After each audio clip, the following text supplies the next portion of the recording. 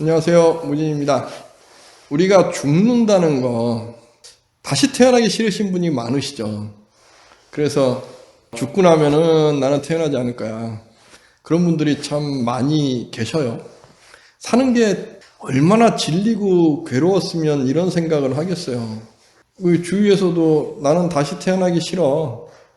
나 안 태어날 거야. 태어나고 싶지 않아. 이야기 많이 하시는데 그렇게 이야기하시는 근본적인 이유는 살면서 괴로움을 느꼈기 때문이죠. 근데 살면서 괴로움을 느꼈다는 건 내가 삶에서 괴로움을 느낄 수밖에 없는 어떠한 집착이 있는 거예요. 집착이 해결 안 된 거예요. 이게 이렇게 이야기하면 무언가가 좀 이상할 수도 있지만 내가 누군가에게 괴롭힘을 당할 때도 괴롭힘을 당할 수밖에 없는 어떠한 상황에 대한 집착을 벗어나지 못해요. 흔히 이야기해서 내가 가족이 있고 또 사회에서 직장이 있고 더불어 함께 하는 어떤 생활 공간에 사람의 관계가 있어요. 이 관계에서 어려워요. 관계가 어려워요. 이 관계가 어려움에 집착을 벗어나지 못하는 거예요. 집착이라는 게 뭐냐 하면 내가 어떠한 것에 생각을 꽉 골똘히해서 그것을 가져오고 싶거나 아니면 벗어나고 싶거나 이것도 집착이에요. 즉 마음이 무언가에 하나에 꽉 잡혀 있는 것 이것이 집착이거든요. 그러니까 내가 이렇게 동네에서 살고 있는데 우갯집에서 층간 소음이 있어요. 너무 괴롭잖아요. 현실적으로 너무 괴롭잖아요. 그럼 층간 소음에 대한 집착이 너무 강하죠. 이것을 어떻게 극복할 것인가? 물론 이것이 죽음과 어떤 연관된 이야기가 아닐까 싶지만 알고 보면 우리가 살아가면서 또 태어나기 싫어라고 해서 죽음에 대해서 벗어나고 싶어 이야기하는 근본적인 이유들이 살아오면서 내가 오는 어떤 괴로움 속에서 느끼는 거고 그 중에 한 예로서 층간소음에 대한 어떤 괴로움이 있을 경우에 이건 어떻게 극복해야 될까? 현실적으로. 그러면 현실적으로 그러한 소음의 상황과 조건이 있겠죠. 어떻게 극복해야 될까요? 이건 지금 제가 앉아갖고 뭐라고 이야기할 수 있겠어요?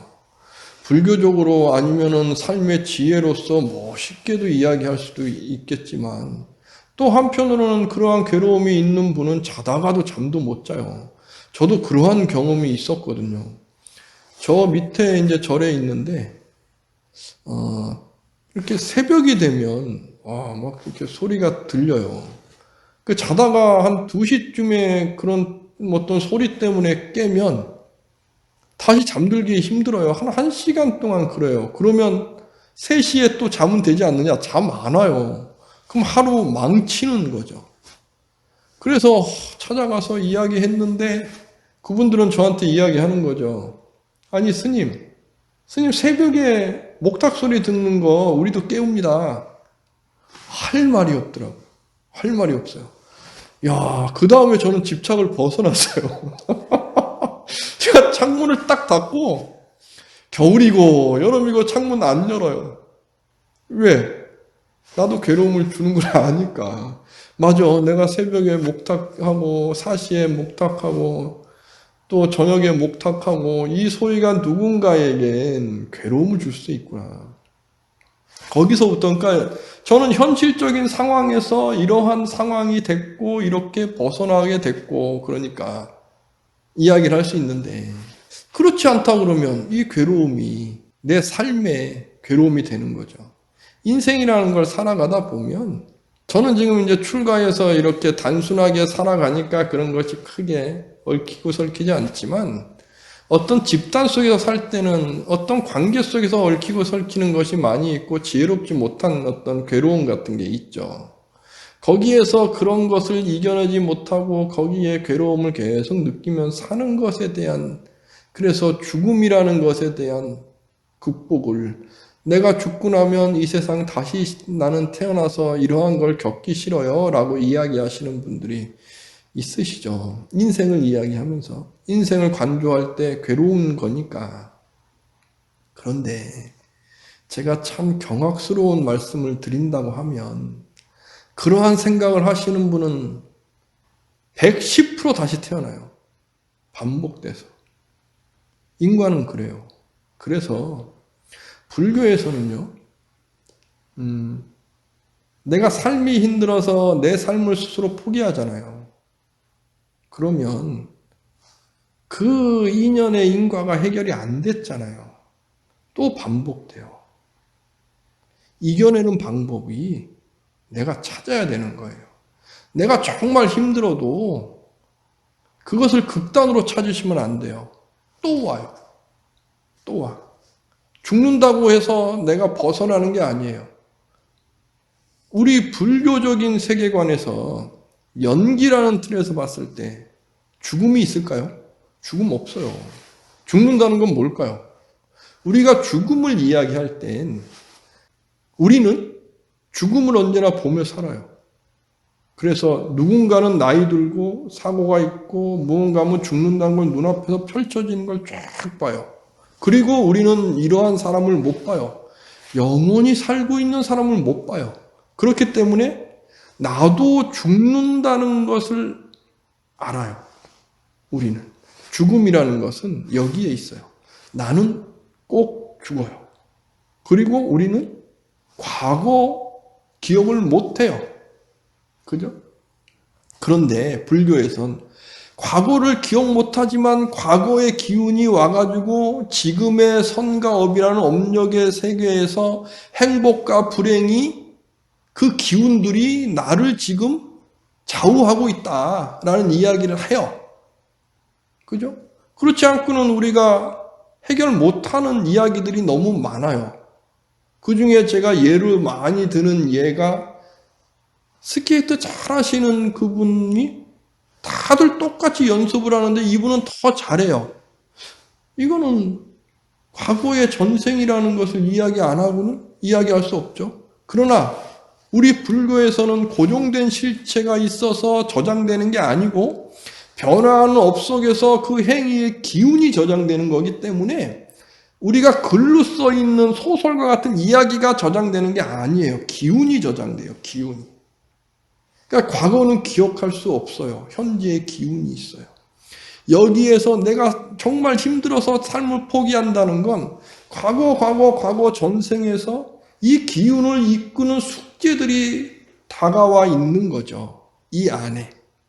제가 예를 들었던 경우가 있는데 100만 원으로 예를 들면 나에게는 이 100만 원이 정말 목숨과 같은데 어떤 사람은 100만 원이 껌과 같은 사람도 있는 거예요. 그래서 나에게 100만 원을 빌려줬다. 그럼 저는 목숨을 빌려준 거고 가져간 사람은 껌값을 가져간 거고 그러니까 이 사람은 잊고 안 갚았고 나는 목숨과 같은 것을 받아야 되고 그러면 내가 딱 죽고 다음 생을 시작했을 때 나는 목숨을 받아야 되는 거고 이 사람은 껌값인 거고 그런 빚이 있으면요 절대 벗어나지 않아요. 만나게 돼 있어요. 그것이 언제 만나느냐는 몰라요. 그리고 나는 목숨과 같은 걸 받아야 되기 때문에 나의 지금의 상황과 조건이라는 상황, 지혜, 또 선업, 이러한 상황에 따라 가지고 어떻게 내가 상대에게 그 값을 가져올지는 몰라요. 근데 상대도 기억 못 하잖아요. 그러면 상대에게 나는 내가 빚을 가져온 거지만 다르게 이야기하면 기억 못하는 상대가 봤을 땐 저는 악업을 짓는 거죠. 이것이 중생 노름이에요. 중생은 그렇게 살아요. 누군가가 나에게 괴로움을 준다. 층강소음에서 괴로움을 준다. 이걸 생각해 보세요. 내가 목탁을 했으면 이 사람도 괴로워요. 목탁한다 친다는 것이 부처님께 지극하게 예불을 올리는 건데 우리 불자분들에게 지극하게 예불을 올리는 거죠. 불자가 아닌 분들에게 목탁 새벽에 듣는 소리는 잠 깨우는 소리죠. 괴로움의 소리일 수 있어요. 그거 인정해야죠. 당연히 인정하는 거예요. 그러니까 나의 괴로움이 이 사람에게도 또 이분의 괴로움이 나에게도 그러면 서로가 이게 쌤쌤이라고 해야 될까요? 그러면 내가 화낼 이유 없어요. 그죠? 그것처럼 층간소음이 있어 누군가 나를 괴롭힌다. 전생에 제가 괴롭혔겠죠. 그렇지 않을까요? 그렇지 않고 내가 만나갖고 왜 괴롭힘을 당하겠어요? 이런 생각을 하면 화는 나요. 정말 이렇게 정말 염치가 없고 이렇게 말을 정말 전생에 내가 염치 없고 그렇게 말을 정말 안 들었겠죠. 그렇지 않을까요? 그렇지 않고는 어떻게 이러한 상황을 이해할 수 있겠어요? 이걸 알고 나면 제가 누누이 말씀드렸듯이 인과를 두려워하게 돼요. 그러면 제가 악업을 안 짓고 받아들여서 이걸 선업으로 바꾸려고 노력하게 돼요. 제가 이런 이야기들을 많이 이렇게 해요. 저도 그러려고 노력을 많이 하고 뭐냐 하면 누군가가 행동으로서 나에게 괴로움을 줘요. 정말 상식에 안 맞는 행동을 하거나 아니면 나를 기분 나쁘게 하고 나를 자존심 상하게 하고 왜 나에게 그럴까? 저 사람이 못됐으니까 나에게 그럴까? 불교적 시야, 우리 연기, 인과의 시야로 보면 내가 기억이 없지만 전생에 괴롭혔으니까 지금 그 기운을 만나서 이 사람 빚받으러 온 거죠. 나를 괴롭히는 건 빚받으러 와서 빚받고 있는 거예요. 나는 빚을 갚고 있는 거고요.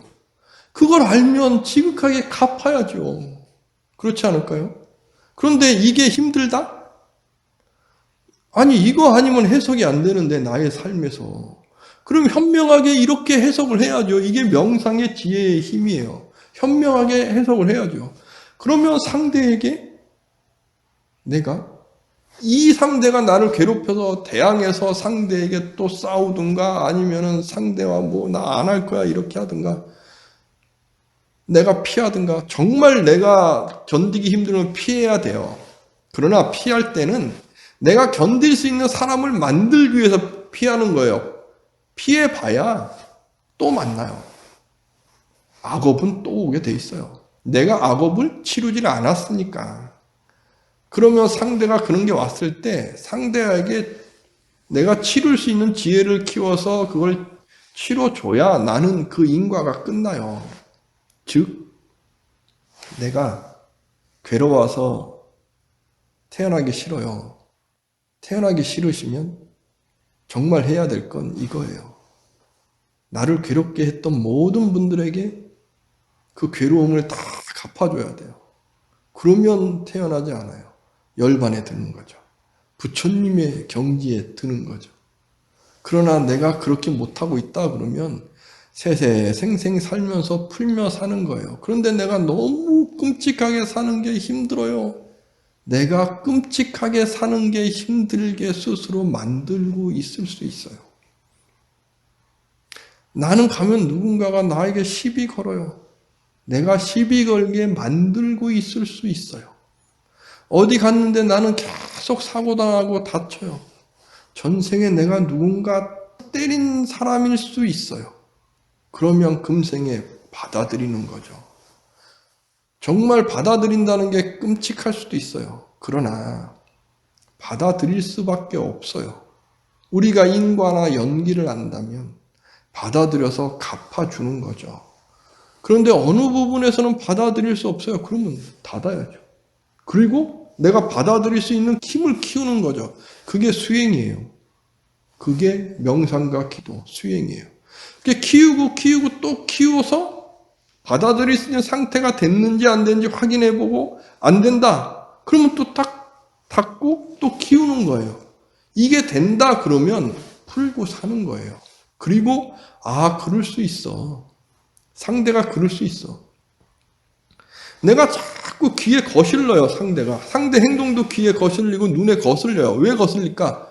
내가 인연이 있어서 내가 풀어야 될 게 있으니까 내 눈에 띄어서 눈에 거슬리고 귀에 거슬리는 거거든요. 내가 아무런 상대에게 죄를 안 졌는데 상대가 나를 괴롭혀요. 왜? 내가 인연이 있어서 괴롭힘의 인연을 계속 받고 있는 거거든요. 내가 그렇게 안 하면 돼요. 내가 커서. 그래서 내가 커서 그렇게 베풀면 되는데 괴롭힘을 막 당해요. 그 사람도 그 위치에 가면 괴롭혀요. 충생이니까. 그리고는 나를 괴롭힌 사람만 생각해요. 충생이니까. 이걸 벗어나는 거예요. 우리 불자분들은 보살이 돼서. 보살은 이걸 하시는 분들인 거예요. 아, 이렇게 괴롭혔는데 내가 이겨내지 못해. 그러면 끊는 거예요. 층간소음이 있는데 이겨내지 못해. 이사 가야죠. 어쩔 수 없어요. 대신에 나는 층간소음을 안 일으키는 거고, 주위 사람들에게 내가 전생에 그런 죄업이 있으니까 층간소음을 하는 사람 만났구나. 주위 사람들에게 잘해야지 하고 선업을 베풀고 있다. 그러면 풀려가는 거죠.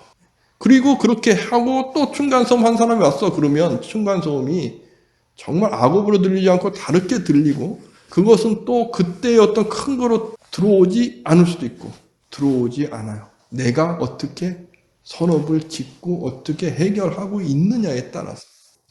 죽음이라는 것이 우리 삶에서 가장 두려운 것이에요. 근데 또 한편으로는 죽음보다 더 두려운 건 내가 살아가면서 너무 괴로워가지고 다시 태어나는 것일 수도 있어요.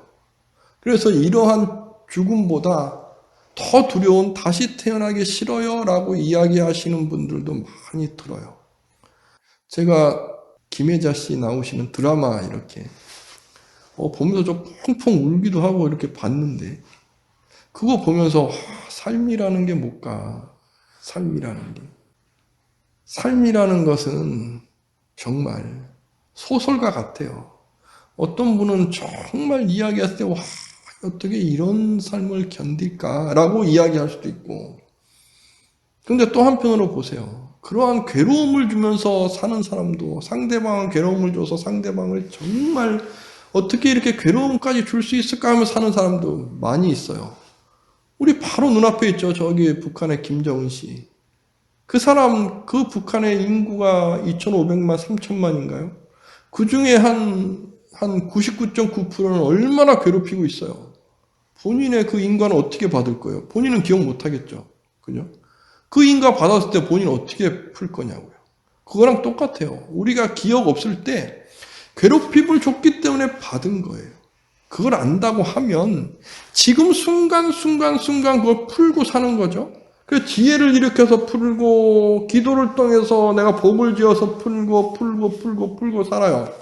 그러면 죽음이 두렵고 다음 생이 두렵고 이게 아니고 다음 생이 기다려질 수 있죠. 내가 보살이 됐는데. 그죠? 그렇게 기다리면 다음 생이 아니고 금생도 누리며 살 수 있잖아요. 저의 가장 큰 목표, 욕망의 금생에 욕망을 버리지 않고 욕망을 지혜로서 부처님 말씀에 의식을 딱 끼워서 욕망을 누리며 사는 것, 저의 목표예요. 불보살님들께서 그렇게 살고 계신 거 아닐까요? 불보살님께서 어려운 사람의 이야기를 듣는다 욕망을 살려놓으신 거예요. 그러니까 그걸 갖고 그분들을 도와주고 계시는 거잖아요. 이게 얼마나 행복한 삶이에요. 그리고 얼마나 행복하게 누려요. 우리 불자의 가장 큰 삶이에요. 그러면 죽음도 극복할 수 있고 다음 생 끔찍함도 극복할 수 있죠. 저의 수행의 한 부분의 목표예요. 한 부분. 죽음과 태어남, 이 부분에 대해서 제가 생각하는 부분을 말씀드렸습니다. 다음 생을 기대할 수 있는 그러한 불보살님의 삶을 살기 위해서 저도 노력하겠습니다. 다 함께 그렇게 노력하셨으면 좋겠습니다. 감사합니다.